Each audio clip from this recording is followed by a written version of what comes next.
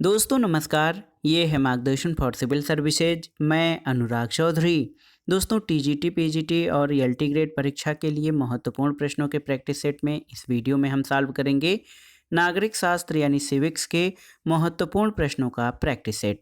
दोस्तों ये practice set TGT, PGT और एलटी ग्रेड परीक्षा के साथ अन्य परीक्षाओं जैसे गवर्नमेंट इंटर कॉलेज प्रवक्ता, गवर्नमेंट डिग्री कॉलेज, उच्चतर शिक्षा असिस्टेंट प्रोफेसर, केंद्रीय विद्यालय संगठन और नेट जेआरएफ राजनीति विज्ञान के लिए बहुत ही उपयोगी है। तो आइए शुरू करते हैं नागरिक शास्त्र के महत्वपूर्ण प्रश्नों का प्रैक्टिस सेट संख्या 47। पहला प्रश्न है दोस्तों आज के वीडियो का, आप देख सकते हैं कि सामाजिक समझौता सिद्धांत यानी सोशल कॉन्ट्रैक्ट थियरी किसके विरोध स्वरूप उत्पन्न हुआ है। ऑप्शन है आपके आधुनिक सरकार, दैवी उत्पत्ति का सिद्धांत, संप्रभुता की आधुनिक धारणा या राज्य के तिरोहीकरण के सिद्धांत से। तो सही उत्तर आप जान लीजिए कि सामाजिक समझौता सिद्धांत दोस्तों दैवीय उत्पत्ति के सिद्धांत के विरोध स्वरूप उत्पन्न हुआ है। और आप जान लीजिए दैवी उत्पत्ति का सिद्धांत मानता है कि राज्य एक दैवी संस्था है और इसका निर्माण ईश्वर द्वारा हुआ है। लेकिन सामाजिक समझौता सिद्धांत के अंतर्गत ये माना जाता है कि राज्य एक मानव निर्मित संस्था है और व्यक्तियों ने आपसी समझौता के द्वारा इसका निर्माण किया है। तो सही उत्तर है सामाजिक समझौता सिद्धांत दोस्तों दैवीय उत्पत्ति के सिद्धांत के विरोध स्वरूप उत्पन्न हुआ है। अगला प्रश्न है, देखिए राज्य की उत्पत्ति के विकास का सिद्धांत जो है ये विश्वास करता है क्या समाज विकास के अनेक सोपानों से होकर गुजरा है। राज्य उस मूल पारिवारिक इकाई का प्राकृतिक विकास है जिसमें पुरुषों के आधार पर वंश का पता किया जाता था। सी है कि राज्य एक वर्ग के द्वारा दूसरे वर्ग के शोषण से परिलक्षित होता है। और चौथा है कि समझौता राज्य की उत्पत्ति का आधार है। तो आप जान लीजिए दोस्तों राज्य की उत्पत्ति का विकास का सिद्धांत या विकासवादी सिद्धांत ये मान्यता है कि राज्य का विकास एक लंबी प्रक्रिया का परिणाम है और इसमें कई घटकों ने या कई कारकों ने महत्वपूर्ण भूमिका निभाई है, जिसमें रक्त संबंध, धर्म, बल यानी शक्ति, अर्थव्यवस्था और राजनीतिक चेतना महत्वपूर्ण है। तो सही उत्तर ऑप्शन ए हो जाएगा। राज्य की उत्पत्ति से संबंधित जो विकास सिद्धांत या विकासवादी सिद्धांत है वो ये मानता है कि समाज का विकास यानी राज्य का विकास अनेक सोपानों से होकर हुआ है। अगला प्रश्न है दोस्तों, देखिए राज्य की उत्पत्ति के दैवीय सिद्धांत के अंतर्गत राज्य उपभोग करता है किसका। देखिए दोस्तों इसमें है अबाध शक्तियों का, सीमित शक्तियों का, किसी शक्ति का नहीं या ईश्वर से अधिक शक्तियों का। तो सही उत्तर है राज्य की उत्पत्ति से संबंधित जो दैवीय सिद्धांत है दोस्तों उसके अंतर्गत ये माना जाता है कि राज्य जो है ये अबाध शक्तियों का उपभोग करता है। और दैवीय उत्पत्ति का सिद्धांत सबसे पुराना सिद्धांत है। इसमें ये माना जाता है कि राज्य की स्थापना स्वयं ईश्वर या किसी दैवी शक्ति के द्वारा होती है और ईश्वर ही अपने प्रतिनिधि के माध्यम से राज्य पर शासन करता है। दोस्तों जो यहाँ पर शासक होता है दैवीय उत्पत्ति के सिद्धांत के अंतर्गत उसे ईश्वर का प्रतिनिधि माना जाता है। ईश्वर स्वयं राजा का चयन करता है। राजा अपने कार्यों के लिए केवल ईश्वर के प्रति ही जिम्मेदार है। तो इसमें राज्य की दैवीय उत्पत्ति के सिद्धांत के अंतर्गत राज्य जो है ये अबाध शक्तियों का उपभोग करता है। अगला प्रश्न है दोस्तों, निम्नलिखित में से किसने राज्य के विकास को प्रभावित नहीं किया है। देखिए रक्त संबंध, धर्म, राजनीतिक चेतना या राजनीतिक दल। तो सही उत्तर क्या हो जाएगा, राजनीतिक दल ने दोस्तों राज्य के विकास को प्रभावित नहीं किया है। और आप जान लीजिए राज्य के विकास को जिन घटकों ने प्रभावित किया है उनमें रक्त संबंध, धर्म, शक्ति, अर्थव्यवस्था, राजनीतिक चेतना ये सभी महत्वपूर्ण रहे हैं। राजनीतिक दल महत्वपूर्ण नहीं है क्योंकि राजनीतिक दल आधुनिक युग की अवधारणा है। अगला प्रश्न है, निम्नलिखित विचारों में से मार्क्स ने हीगल से कौन सा विचार ग्रहण किया था। तो आप जान लीजिए मार्क्स ने हीगल से दोस्तों द्वंद्वात्मक पद्धति या डायलैक्टिकल मेथड जो है वो सिद्धांत ग्रहण किया है। और आप जान लीजिए कि द्वंद्वात्मक पद्धति भी मार्क्स की जो द्वंद्वात्मक पद्धति है वो भी हीगल से भिन्न है। हीगल जहाँ आदर्श या आप जान लीजिए आइडिया या प्रत्यय को महत्व देता है, वहीं पर मार्क्स भौतिक शक्तियों को या पदार्थ को महत्व दिया है। अगला प्रश्न है, कौन सा एक उदारवाद से जुड़ा हुआ नहीं है? सत्तावाद, उपयोगितावाद, इच्छा स्वातंत्रवाद या व्यक्तिवाद? तो सही उत्तर क्या है दोस्तों? सत्तावाद जो है ये उदारवाद से जुड़ा नहीं है। और आप जान लीजिए कि उपयोगितावाद, व्यक्ति तथा इच्छा स्वातंत्रवाद तीनों ही उदारवाद से जुड़े हैं। समकालीन उदारवाद के अंतर्गत जो सिद्धांत व्यक्ति की नकारात्मक स्वतंत्रता पर बल देते हैं और हस्तक्षेप की नीति को उचित ठहराने का नया आधार प्रस्तुत करता है, उसे स्वेच्छातंत्रवाद कहा जाता है और नव उदारवाद की श्रेणी में रखा जाता है। उदारवाद में जो है उदारवाद सत्तावाद से नहीं जुड़ा है। अगला प्रश्न है दोस्तों, एक साम्यवादी राज्य समर्थन नहीं करता है किसका? देखिए, मुक्त आर्थिक प्रतियोगिता का, उत्पादन और वितरण के साधनों पर सामाजिक नियंत्रण का, वर्ग संघर्ष का या राज्य की समाप्ति का? तो सही उत्तर है साम्यवादी राज्य दोस्तों वर्ग संघर्ष का समर्थन नहीं करता है। क्यों नहीं करता है? क्योंकि जो साम्यवाद है दोस्तों, साम्यवादी स्थिति जो है ये विकास की अंतिम अवस्था मानी जाती है मार्क्सवाद के अनुसार, और यही काल है जिसमें राज्य का लोप हो जाता है, यानी राज्य विहीन और वर्ग विहीन समाज की स्थापना होती है। और जब तक संघर्ष चलता रहता है तब तक राज्य रहेगा, लेकिन जब ये संघर्ष खत्म हो जाता है तो वर्ग भेद समाप्त हो जाते हैं। इसीलिए इसके बने रहने का या राज्य के बने रहने का या वर्गों के बने रहने का, वर्ग संघर्ष के बने रहने का कोई कारण नहीं रह जाता है। तो वर्ग संघर्ष का समर्थन साम्यवादी राज्य नहीं करता है। अगला प्रश्न है दोस्तों, देखिए, एक कल्याणकारी राज्य या वेलफेयर स्टेट के बारे में क्या सही है? देखिए, व्यक्तिगत स्वतंत्रता पर कोई प्रतिबंध नहीं लगाता है, व्यक्तिगत स्वतंत्रता को प्रतिबंधित करता है, स्वतंत्रता से कुछ लेना देना नहीं है, या केवल आर्थिक स्वतंत्रता की अनुमति देता है? तो सही उत्तर है जो कल्याणकारी राज्य होता है दोस्तों, वेलफेयर स्टेट। आप जान लीजिए कि जो कल्याणकारी राज्य है ये व्यक्तिगत स्वतंत्रता को प्रतिबंधित करता है। क्यों? तो दोस्तों लोक कल्याणकारी राज्य है ऐसा है कि जिसमें राज्य के कार्यक्षेत्र का विस्तार होता जाता है, और राज्य के कार्यक्षेत्र में विस्तार कहीं न कहीं व्यक्तिगत स्वतंत्रता पर कुछ न कुछ बंधन या उसको प्रतिबंधित अवश्य करेगा। अगला प्रश्न है, सूची 1 के सिद्धांतों से सिद्धांतकारों को सुमेलित करिए और दिए गए कूट से सही उत्तर का चयन करिए। देखिए, सिद्धांत है लोकतंत्र का शास्त्रीय सिद्धांत, लोकतंत्र का बहुलवादी सिद्धांत, लोकतंत्र का अभिजनवादी सिद्धांत और लोकतंत्र का आर्थिक सिद्धांत। सिद्धांतकारों के नाम जो जान लीजिए, बारकर, लिंडसे, सुम्पीटर और डहल, सी राइट मिल्स और मोस्का और एंथोनी डाउन्स। तो इसको आप इस तरह से मिला सकते हैं दोस्तों, लोकतंत्र का जो शास्त्रीय सिद्धांत है ये किससे जुड़ा हुआ है? तो लोकतंत्र का शास्त्रीय सिद्धांत ये बारकर और लिंडसे से जुड़ा हुआ है। लोकतंत्र का बहुलवादी सिद्धांत ये सुम्पीटर और डहल से जुड़ा हुआ है। अभिजनवादी सिद्धांत मोस्का और सी राइट मिल्स से जुड़ा हुआ है, और आर्थिक सिद्धांत ये एंथोनी डाउन से जुड़ा हुआ है। तो सही उत्तर ए का पहला, बी का दूसरा, सी का तीसरा और डी का चौथा। तो सही उत्तर हो जाएगा ऑप्शन सी। अगला प्रश्न है दोस्तों, समाजवादी राज्य किसको महत्व देता है? आपको बताना है। राजनीतिक स्वतंत्रता, आर्थिक स्वतंत्रता, इसके अलावा व्यक्तिगत संपत्ति का अधिकार या न्यायपालिका की स्वतंत्रता। तो सही उत्तर है समाजवादी राज्य किसको महत्व देता है? तो दोस्तों समाजवादी राज्य जो है ये एक प्रकार से आर्थिक समानता को बल देता है, आर्थिक समानता पर। अगला प्रश्न है दोस्तों, फाइनर ने दबाव समूहों को किसकी संज्ञा दी है? आपको बताना है। बहुत ही महत्वपूर्ण प्रश्न है आपका कि फाइनर ने दोस्तों दबाव समूहों को क्या कहा है? तो आप जान लीजिए, एसी फाइनर ने दबाव समूहों को गुमनाम साम्राज्य, डीडी मैकिन ने अदृश्य सरकार, और सेलिन और रिचर्ड लैम्बर्ट ने इसे गैर सरकारी शासन कहा है।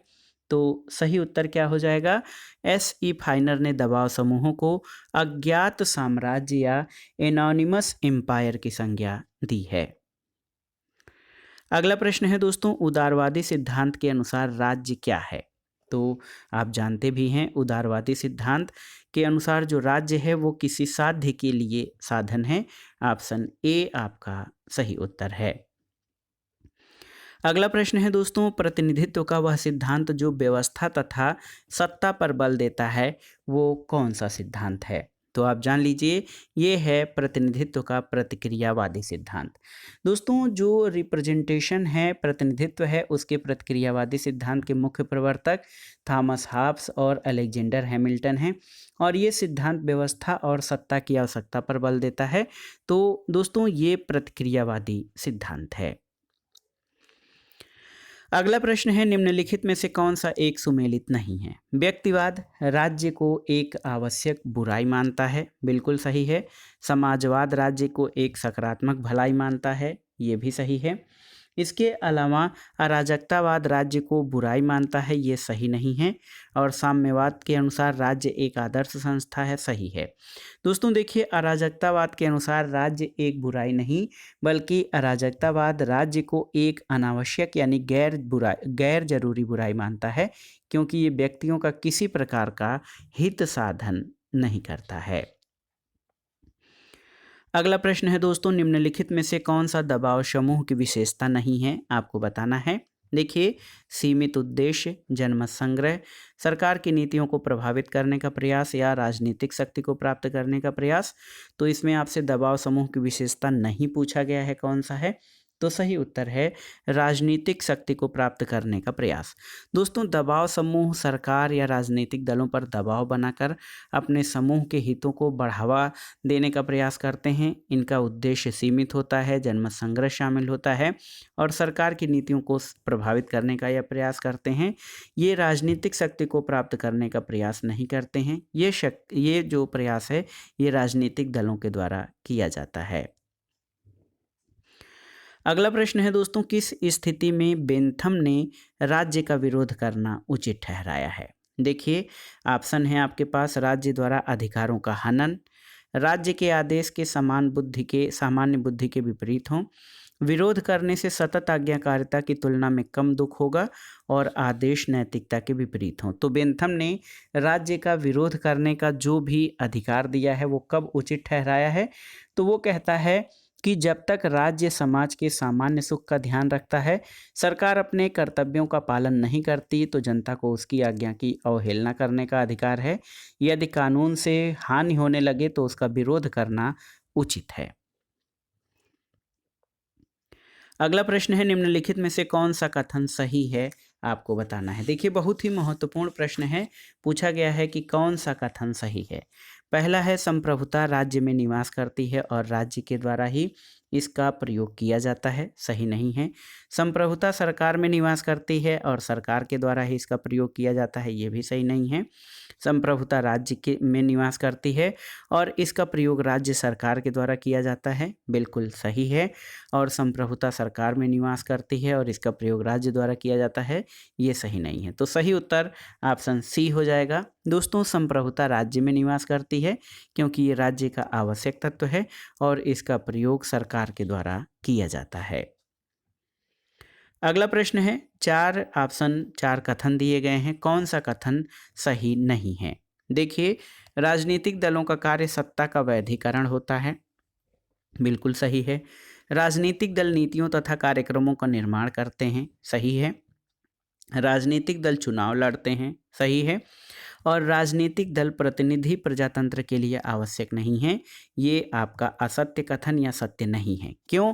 क्योंकि राजनीतिक दल दोस्तों प्रातिनिधिक लोकतंत्र के लिए बहुत ही महत्वपूर्ण है और राजनीतिक दलों को लोकतंत्र का वाहन माना गया है, क्योंकि दलों के अभाव में प्रतिनिध्यात्मक शासन की कल्पना नहीं की जा सकती है। अगला प्रश्न है दोस्तों, संप्रभुता के एकलवादी या अद्वैतवादी सिद्धांत का समर्थक कौन है? ऑस्टिन, लास्की, लॉक और कोल। तो सही उत्तर है ऑस्टिन। देखिए, ये प्रश्न बहुत ही महत्वपूर्ण है। संप्रभुता का एकलवादी सिद्धांत ऑस्टिन के द्वारा प्रतिपादित किया गया है। अगला प्रश्न है दोस्तों, मार्क्सवाद का दूसरा नाम क्या है? तो आप जानते हैं, वैज्ञानिक समाजवाद या साइंटिफिक सोशलिज्म, इसी को मार्क्सवाद कहा जाता है। अगला प्रश्न है, निम्न में से कौन सा लक्षण संप्रभुता का नहीं है? निरंकुशता, लचीलापन, सर्वव्यापकता और अविभाज्यता। तो सही उत्तर लचीलापन या फ्लेक्सिबिलिटी दोस्तों ये संप्रभुता का लक्षण नहीं है। और ये बहुत ही महत्वपूर्ण प्रश्न है। संप्रभुता के लक्षणों में निरंकुशता, मौलिकता, सर्वव्यापकता यानी सार्वभौमिकता, अस्थायित्व, अपृथक्कारिता, अनन्यता और अविभाज्यता है। लचीलापन संप्रभुता का लक्षण नहीं है। अगला प्रश्न है दोस्तों, निम्नलिखित में से ऑस्टिन के संप्रभुता सिद्धांत का कटु आलोचक कौन था? बोदा, लास्की, हेनरी मैन या फिर हाब्स। तो सही उत्तर है सर हेनरी मैन। आप जान लीजिए कि सर हेनरी मैन दोस्तों ये ऑस्टिन के संप्रभुता सिद्धांत का कटु आलोचक है। इसके अलावा अगला प्रश्न है कि निम्नलिखित बहुलवादियों में से कौन बहुलवाद का अतिवादी दृष्टिकोण नहीं अपनाता और ये कहता है कि मेरी आत्मा का घर राज्य में है? तो सही उत्तर है मिस एमपी फॉलेट। दोस्तों मिस एमपी फॉलेट का कथन है कि राज्य का निर्माण समुदायों से नहीं हो सकता बल्कि एक या अनेक समुदाय मनुष्य की पूर्णता को अपने में ही सम्मिलित कर सकता है और एक आदर्श राज्य व्यक्ति की पूर्णता का मांग करता है। और मिस फॉलेट का कहना है कि मेरी आत्मा का निवास राज्य में है। अगला प्रश्न है दोस्तों, अल्पसंख्यक प्रतिनिधित्व के लिए कौन सी पद्धति नहीं है? द्वितीय मत प्रणाली, पृथक निर्वाचन प्रणाली, संचित मत प्रणाली या फिर वयस्क मतदान प्रणाली। तो आप जान लीजिए दोस्तों, अल्पसंख्यकों को प्रतिनिधित्व देने के लिए द्वितीय मत प्रणाली, वैकल्पिक मत प्रणाली, सीमित मत प्रणाली, एकल संक्रमणी मत प्रणाली, संचयी मत प्रणाली और संरक्षण और नामावली प्रणाली अपनाई जाती है। वयस्क मतदान प्रणाली ये अल्पसंख्यकों का प्रतिनिधित्व सुनिश्चित नहीं करती है। ऑप्शन डी हो जाएगा।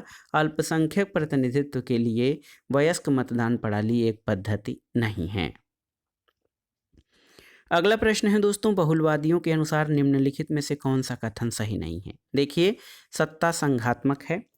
इसके अलावा आप देख सकते हैं कि संगठनों का अपना व्यक्तित्व तथा इच्छा होती है, संप्रभुता विभाज्य है और अंतर्राष्ट्रीय विधि संप्रभुता को मर्यादित नहीं करती है। तो ये प्रश्न देख लीजिए, बहुलवादियों का कहना है जो कथन सही नहीं है वो ये है कि अंतर्राष्ट्रीय विधि संप्रभुता को मर्यादित नहीं करती है। बहुलवादियों का मानना है कि संप्रभुता अंतर्राष्ट्रीय कानून, राज्यों के पारस्परिक समझौते तथा अंतर्राष्ट्रीय संघों द्वारा सीमित हैं। अगला प्रश्न है दोस्तों, कौन सा सिद्धांत अधिकारों को प्रथाओं और परंपराओं पर आधारित मानता है? तो सही उत्तर है, क्या हो जाएगा? ऐतिहासिक अधिकार सिद्धांत। आप जान लीजिए, ऐतिहासिक अधिकार सिद्धांत ये मानता है कि जो अधिकार हैं ये इतिहास पर आधारित हैं। इतिहास रीत रिवाज, प्रथा, परंपराओं का सार तत्व होते हैं और अधिकारों का पहला कानून परंपरा या प्रथा है। अगला प्रश्न है, निम्नलिखित में से कौन सा समानता के एक संघटक के रूप में गलत सूचीबद्ध किया गया है? किसी भी भेदभाव की अनुपस्थिति, सबके लिए समान वेतन, वर्ग, जाति, धर्म और लिंग के आधार पर भेदभाव की अनुपस्थिति और सबके लिए पर्याप्त अवसरों का प्रावधान। तो सही उत्तर है दोस्तों, सबके लिए समान वेतन का प्रावधान। और आप देख सकते हैं दोस्तों, समानता का अर्थ है सभी के लिए पर्याप्त अवसर। नकारात्मक आयाम में समानता का अर्थ है धर्म, जाति, वंश, कुल, लिंग आदि के आधार पर भेदभाव का न होना। सबके लिए दोस्तों समान वेतन का प्रावधान इसे समानता नहीं किया कहा जाएगा। जबकि भेदभाव की अनुपस्थिति, वर्ग, जाति, धर्म और लिंग के आधार पर भेदभाव की अनुपस्थिति, सबके लिए पर्याप्त अवसरों का प्रावधान, ये सारी चीज़ें समानता के संघटक हैं। अगला प्रश्न है दोस्तों, कौन सा सिद्धांत ये मानता है कि कुछ बुनियादी अधिकार राज्य के बाहर और समाज से पहले भी अस्तित्व में हो सकते हैं? तो ये कौन सा सिद्धांत है? ये है प्राकृतिक अधिकारों का सिद्धांत यानी थियरी ऑफ नेचुरल राइट्स। प्राकृतिक अधिकारों का सिद्धांत ये मानता है कि मानव का अस्तित्व समाज से पूर्व हुआ है और ये समाज का गठन करता है ताकि इन अधिकारों का संरक्षण हो सके। और प्रकृति कुछ निश्चित अधिकारों की निर्मात्री है जिनका चरित्र विश्वव्यापी, विवेक संगत, अस्थायी और अपरिवर्तनीय है। अगला प्रश्न है दोस्तों, न्याय का समझौतावादी सिद्धांत किसने दिया है? Rousseau, John Rawls, J S. Mill या रॉबर्ट नाजिक। तो सही उत्तर क्या हो जाएगा दोस्तों? सही उत्तर हो जाएगा जॉन राल्फ ने। न्याय का समझौतावादी सिद्धांत अमेरिका के प्रसिद्ध दार्शनिक जॉन राल्फ के द्वारा अपनी पुस्तक ए थियरी ऑफ जस्टिस में प्रस्तुत किया गया है। अगला प्रश्न है दोस्तों, न्याय अनिवार्य रूप से क्या है? नैतिक विचार, सामाजिक विचार, वैधानिक विचार या उपरोक्त सभी और अन्य विचारों से संयुक्त जटिल विचार। तो सही उत्तर क्या है दोस्तों? आप जान लीजिए कि न्याय जो है ये अनिवार्य रूप से क्या है? सभी तथा अन्य विचारों से संयुक्त जटिल विचार है। इसमें नैतिक विचार, सामाजिक विचार, वैधानिक विचार ये सभी शामिल हैं। अगला प्रश्न दोस्तों, निम्नलिखित में से संघीय सरकार के कौन से आवश्यक लक्षण हैं? शक्ति पृथक्करण, शक्ति विभाजन, मौलिक अधिकार या फिर लिखित संविधान। तो आप जान लीजिए दोस्तों, संघीय सरकार के जो गुण हैं उनमें 3 महत्वपूर्ण विशेषताएं पाई जाती हैं। देश के सर्वोच्च कानून के रूप में एक लिखित संविधान, केंद्र और इकाइयों के बीच शक्तियों का वितरण और एक स्वतंत्र और निष्पक्ष न्यायपालिका। तो सही उत्तर हो जाएगा 4 और 2, यानी शक्ति विभाजन और जो है लिखित संविधान। ये बहुत ही महत्वपूर्ण है, ये संघीय सरकार के आवश्यक लक्षणों में शामिल हैं। अगला प्रश्न है, निम्नलिखित में से कौन सी संघात्मक सरकार की विशेषताएं हैं? पहला है ये जाति धर्म। दोस्तों ये जाति धर्म, भाषा आदि विविधताओं वाले बड़े देशों के लिए उपयुक्त है। ये स्थानीय आवश्यकताओं का प्रभावी समाधान प्रस्तुत करती है। ये एकात्मक शासन की अपेक्षा सुदृढ़ और अस्थायी होती है और ये केंद्रीय सरकार की निरंकुशता रोकती है। तो सही उत्तर क्या हो जाएगा दोस्तों? सही उत्तर हो जाएगा यहाँ पर 1, 2 और 4। तो इसमें एकात्मक शासन की अपेक्षा सुदृढ़ और अस्थायी होती है, ये आपका सही नहीं है। 1, 2 और 4 आपके सही हैं, ऑप्शन डी। अगला प्रश्न है दोस्तों, संवैधानिक सरकार का अर्थ क्या है? प्रतिनिधि सरकार, संविधान के अनुरूप सरकार, जन सहमति के द्वारा सरकार या सीमित सरकार। तो सही उत्तर है संवैधानिक सरकार का अर्थ है संविधान के अनुरूप सरकार, ऑप्शन बी आपका सही उत्तर हो जाएगा। दोस्तों अगर जो हम संविधानवाद की बात करें, कॉन्स्टिट्यूशनलिज्म की बात करें, तो उसका अर्थ सीमित सरकार से लगाया जाता, लेकिन संवैधानिक सरकार ऐसी सरकार होती है जो संविधान के जो है प्रावधानों के अनुरूप संचालित होती है। अगला प्रश्न, निम्नलिखित में से कौन सा कथन सही नहीं है? इसमें आपको बताना है। अमेरिका की संघीय व्यवस्था में राज्यों की शक्तियां अपरिभाषित परंतु असीमित नहीं हैं। सीनेट में सभी राज्यों को समान अधिकार और समान प्रतिनिधित्व है। संघीय सरकार किसी भी राज्य का नाम और सीमा बदल सकती है। अवशिष्ट शक्तियां राज्यों के पास है। तो इसमें अमेरिका की संघीय व्यवस्था के संदर्भ में दोस्तों ऑप्शन सी आपका सही नहीं है, क्योंकि संघीय सरकार किसी भी राज्य का नाम और सीमा नहीं बदल सकती है। अगला प्रश्न है दोस्तों, एक संघीय शासन में केंद्र और राज्यों के मध्य शक्तियों का विभाजन किसके द्वारा किया जाता है? आपको बताना है। तो सही उत्तर क्या है दोस्तों? सही उत्तर हो जाएगा आपका, बहुत ही महत्वपूर्ण प्रश्न है, कि संविधान के द्वारा। आप जान लीजिए दोस्तों, संघवाद में संविधान या एक लिखित समझौते के द्वारा केंद्र और इकाइयों या केंद्र और राज्यों की सरकारों के बीच शासन शक्तियों का सुनिश्चित स्पष्ट विभाजन किया जाता है। तो ये विभाजन संविधान के द्वारा किया जाता है। अगला प्रश्न है, एकात्मक प्रणाली की सरकार में। देखिए, एकात्मक प्रणाली की सरकार में समस्त अधिकार केंद्र में होते हैं। अधिकारों का विभाजन केंद्र और राज्यों के मध्य एक संविधान के तहत होता है। अधिकारों का विभाजन केंद्र और राज्यों की सहमति से संसदीय अधिनियम के द्वारा होता है, या अधिकारों का विभाजन राज्यों की सहमति से होता है। तो सही उत्तर है एकात्मक शासन प्रणाली में दोस्तों समस्त अधिकार और शक्तियां एक केंद्र में निहित होते हैं। ऑप्शन ए आपका सही उत्तर है।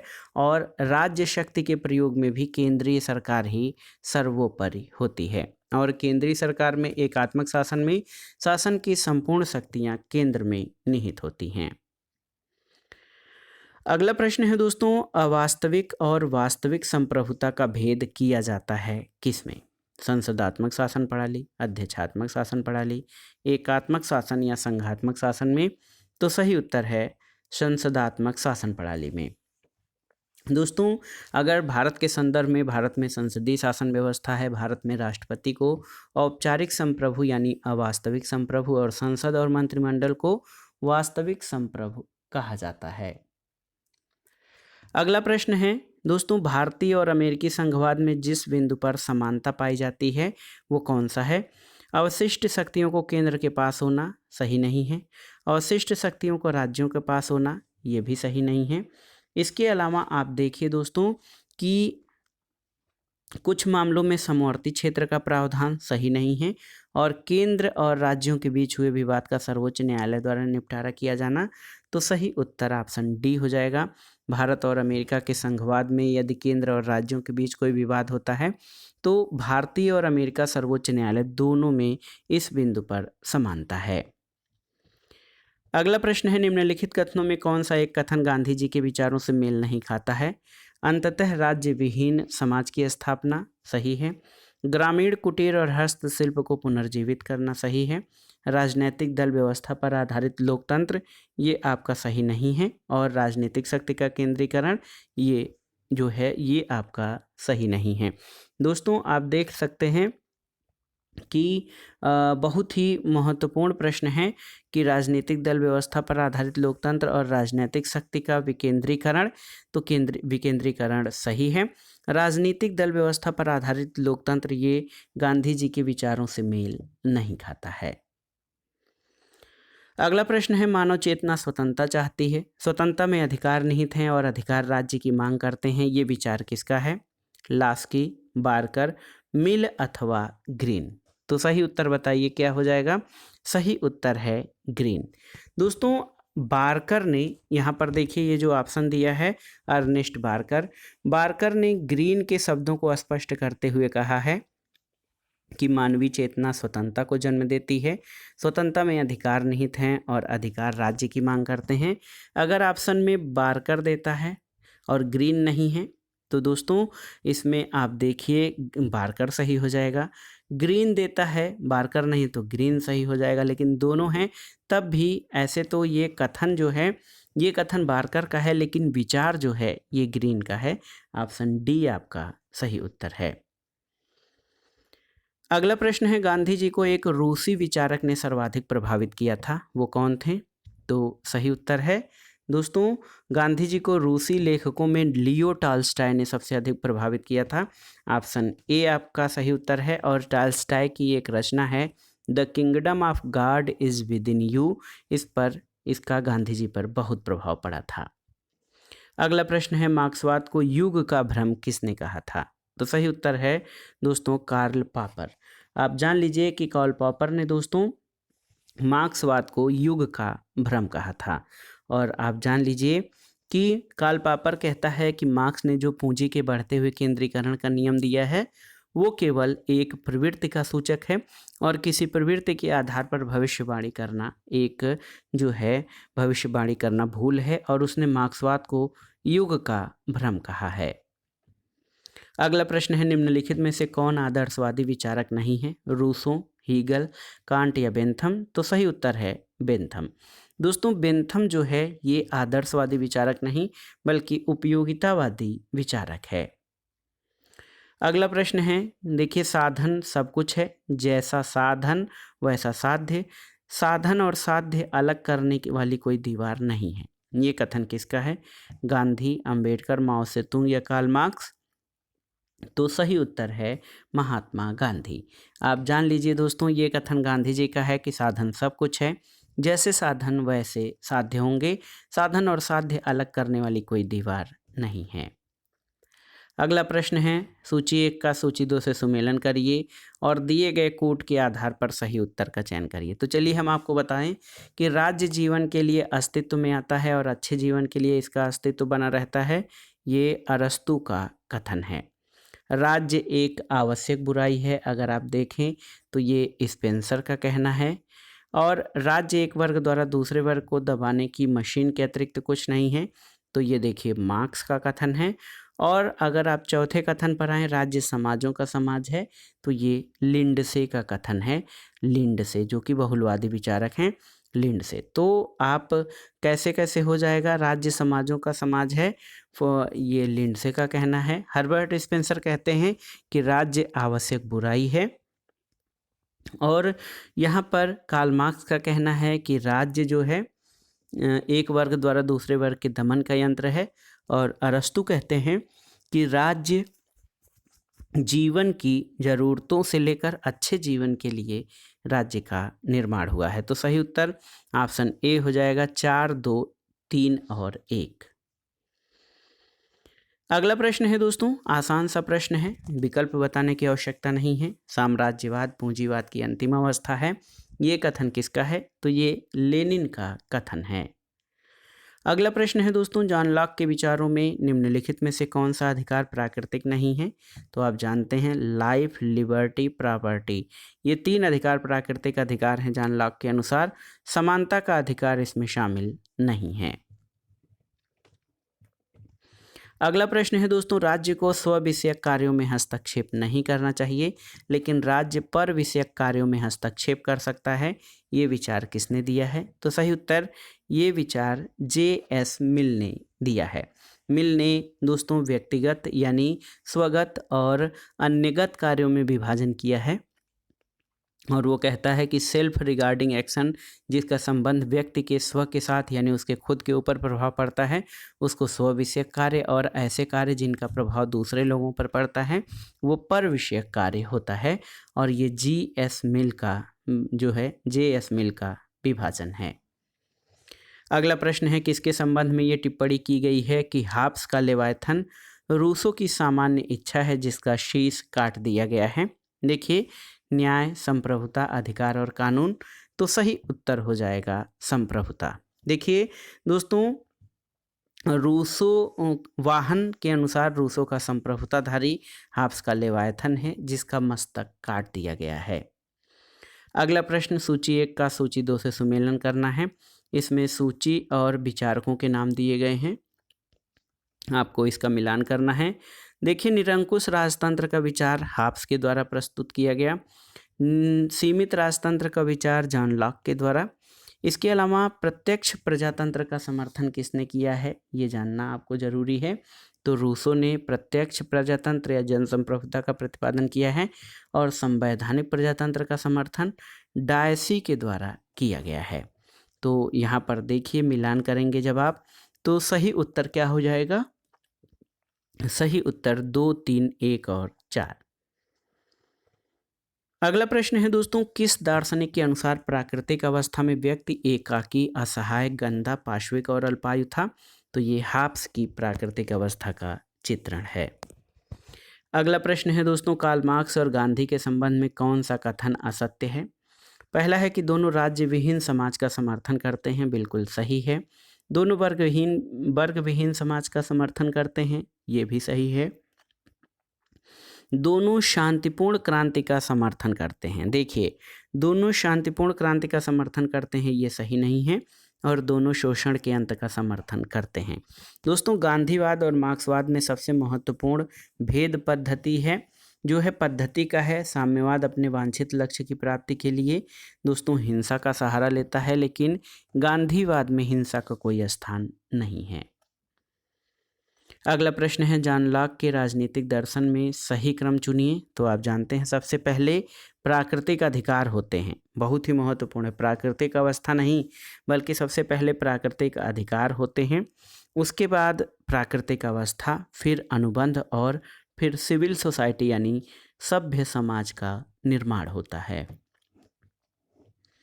अगला प्रश्न है दोस्तों, खोखली स्वतंत्रता तथा अमूर्त व्यक्ति का पैगंबर किसे कहा गया है? तो सही उत्तर है J.S. मिल को। दोस्तों, प्रोफेसर बार्कर ने J.S. मिल को खोखली स्वाधीनता और काल्पनिक व्यक्ति का पैगंबर कहा है, क्योंकि अधिकारों के अलावा उसके पास दोस्तों स्वतंत्रता के अलावा उसके पास अधिकारों का कोई दर्शन नहीं है, और इसलिए उसकी स्वतंत्रता मात्र खोखली स्वतंत्रता बनकर रह जाती है अधिकारों के अभाव में। अगला प्रश्न है, किसने कहा है कि राज्य का स्वरूप मूलतः एक निगम है? तो सही उत्तर ऑप्शन सी, मैकाइवर।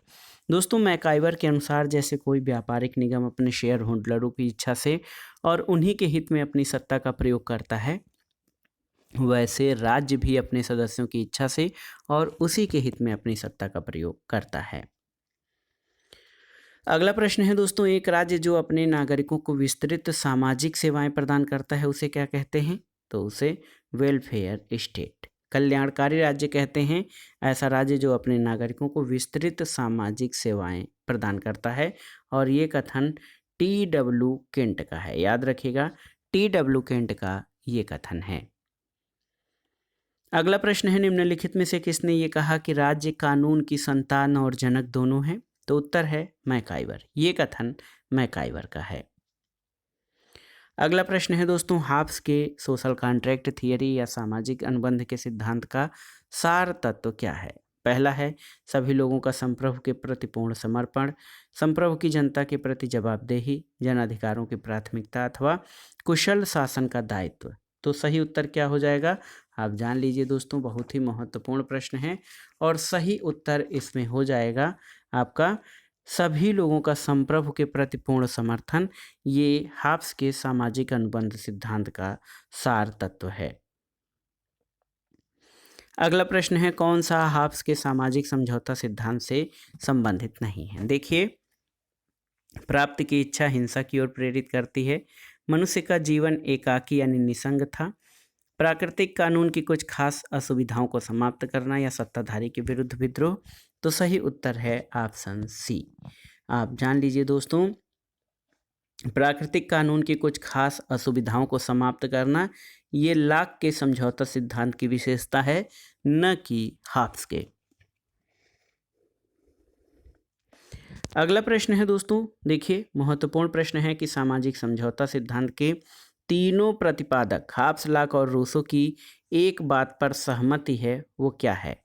ऑप्शन देखिए, राजनीतिक शक्ति जनता से प्राप्त होती है, राजनीतिक शक्ति जनता की सहमत पर आश्रित है, संप्रभुता अमर्यादित और निरंकुश है, और राज्य और समाज दोनों पर्यायवाची हैं और दोनों में कोई भेद नहीं है।